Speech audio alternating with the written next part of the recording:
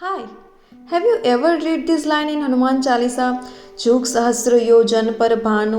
It literally take about the distance of the sun from the earth. And here is the part that makes scientists and enthusiasts stop in their tracks. If you try to convert these old units into modern numbers, the result comes close to the actual distance of the sun from earth. Yes, is almost 93 million miles. Let's break this down step by step, both mythological and scientifically. According to Hindu mythology, when Hanumanji was a child, he saw the sun rising in the sky. Mistaking it for a ripe fruit, he leaped into the sky to eat it. Tulsidas ji in the Hanuman Chalisa poetically described the sun distance with the line Chuk sahasra yojan par bhanu.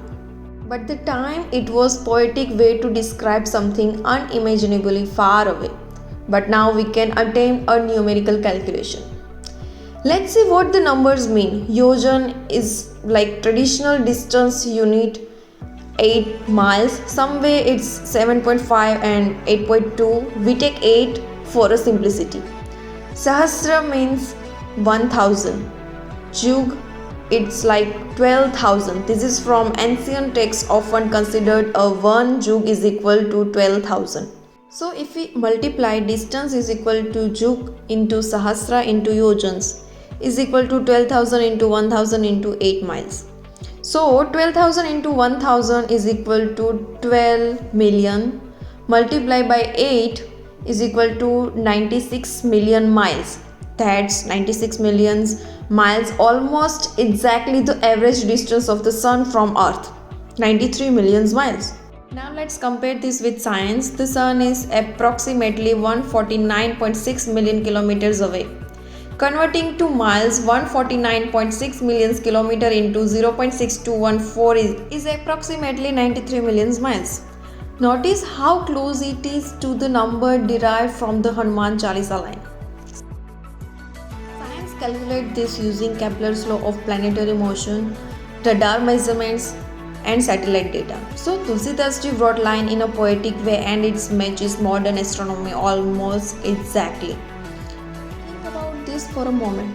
Tulsidas ji was a poet, not a scientist. Yet the word he chose in a devotional song gave a number so close to reality. How did he do it? Was it intuitive observation? Was it inspired knowledge? Or is it an amazing coincidence? We don't know. All we know is centuries later, when we calculate the distance using satellites, mathematics, and physics, we get a number almost identical to what a Hanuman Chalisa says. So, the Hanuman Chalisa is not just a devotional poem, it's mystery, a combination of myth, poetic imagination, and a number that matches modern science. The real question we are left with is, how did Tulsidas ji know this is so accurately, purely in poem? And that, my friends, remains one of the most fascinating unanswered question in history. So the first question we must ask is not how did he calculate the distance to the sun? The real question is why did he choose words that still feel true today? In Tulsidas ji's time, the sky was only evidence. The sun rises every day. Stars follow fixed paths. Eclipses return exactly when predicted. The sky never lied. So instead of making sharp claims he could not prove, Tulsidas ji did not something where unusually he refused to give false precision. He did not say the sun is exactly this far. He said it is unimaginably far. And he used the strongest language available at that time, yojans, sahasra, jug, words that express scale, not a calculation. Now, here where the suspense begins. Modern science comes thousands of years later with telescope, with mathematics, and with satellites. And science confirms one thing beyond doubt. The sun is so far away that the human brain struggles to imagine it. Not a little far, not a very far, but cosmically far.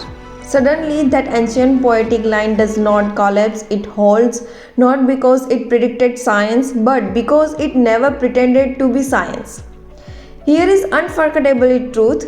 Ancient texts did not know everything, modern science does not know everything, but both agree on one thing.